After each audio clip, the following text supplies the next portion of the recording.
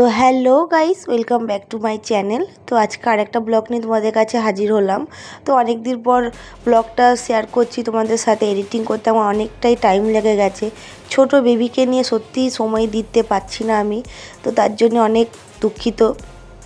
তো আগের ব্লগে দেখিয়েছিলাম আমার বেবিকে নিয়ে আমি ডক্টরের কাছে গিয়েছিলাম। তারপরে ওর একটা ভ্যাকসিনের ডেট ছিল, তো ভ্যাকসিনটা আমি দিচ্ছি সরকারি থেকে, কারণ ডক্টরই সাজেশন দিল যে বেসরকারি থেকে দেওয়াচ্ছে সরকারি থেকে দেওয়াটা খুব ভালো।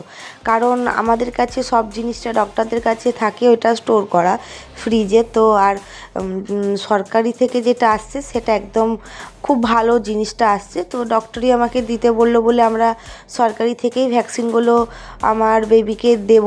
তো আজকে প্রথম ভ্যাকসিন আমার বেবির, তো খুব ভয়ও লাগছে যে কি হবে কি করব। তো চলো দেখা যাক কি হয়। তো ফাইনালি আমরা পৌঁছে গেছি। তো তোমরা তো সবাই জানো আমি দুর্গাপুরে বাপের বাড়িতে আছি। তো আমাদের দুর্গাপুর বাপের বাড়িতে নডিয়াতে যেই ক্যাম্পটা বসে সেখান থেকেই আমি ভ্যাকসিনটা দিচ্ছি। তো প্রথমেই বাবিদা ঢুকে একদম সব জানাজানি করছে যে কি ব্যাপার, কিভাবে কি দেবে, কারণ সরকারি জিনিস আমরা কখনো দেখিনি যে কিভাবে কি হয়, অনেক বাচ্চাই দিচ্ছে। তো যাই হোক, একটা যেটা ভয় আর কি সবার মধ্যে কাজ করে। তোমাদেরও যাদের বেবি আছে তারাও জানো যে এই জিনিসগুলো সবারই মধ্যে ভয় কাজ করে। তো আমার তো প্রচুর টেনশন লাগছিল যে কি হবে। তার মধ্যে অনেক বাচ্চাকে দিচ্ছে, তারা অনেক কান্নাকাটি করছে। তো দেখা যাক কি হয়। আর খুবই মানে যেই চিন্তাটা আমাদের মধ্যে কাজ করছিল যে সরকারি থেকে কীরকম কী হবে, কিন্তু দেখা গেল যে খুবই ভালো। অনেক মানুষজন, ভালো ভালো মানুষজন সরকারি থেকে সব বাচ্চাদেরকে ভ্যাকসিন দেয়। তো আমার সাজেশন বলছে যাদের একদম নিউ বর্ন বেবি হয়েছে তারা সরকার থেকে ভ্যাকসিন দিতে পারো, কোনো অসুবিধা হয় না বা হবে না। তো চলো। তো ভ্যাকসিন নেওয়া তো আমার বেবির হয়ে গেছে, এমনি আমার বেবি ঠিক আছে, একটু কান্নাকাটি করছিল। তো তার মধ্যে তোমাদের দাদার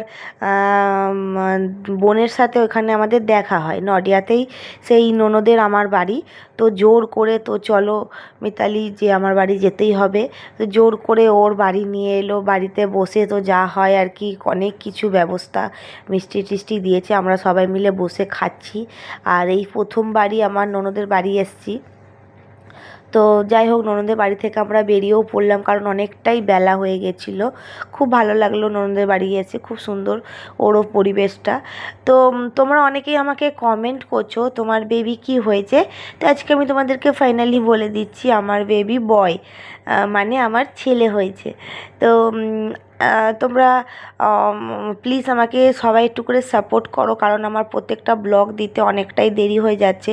এরপরে আমি চেষ্টা করব ডেলি ব্লগ দেওয়ার।